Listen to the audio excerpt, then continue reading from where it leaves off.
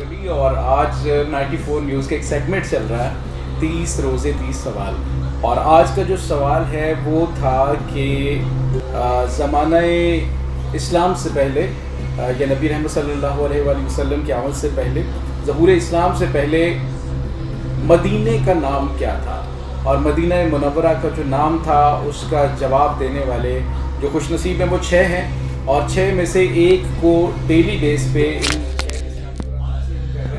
उन 6 में से एक खुशनसीब को मिलेगा एक प्राइस, और ये प्राइस जो है वो गिफ्ट कार्ड होता है जो कि 94 न्यूज़ की जानिब से दिया जाता है। और अभी ये 6 पर्चियाँ मेरे हाथ में हैं, इन 6 में से हम एक को अभी जो है वो शामिल करते हैं। तो देखते हैं कौन है जो आज का जो है वो 94 की तरफ से बैलेंस लेने वाले हैं। तो ये हैं तहमीना तबस्सुम। तहमीना तबस्सुम, आपको बहुत बहुत मुबारक हो, आपके सवाल का जवाब ये सब बिल्कुल ठीक था और आज की आप विनर हैं 94 न्यूज़ की। बहुत बहुत मुबारक हो। Have a great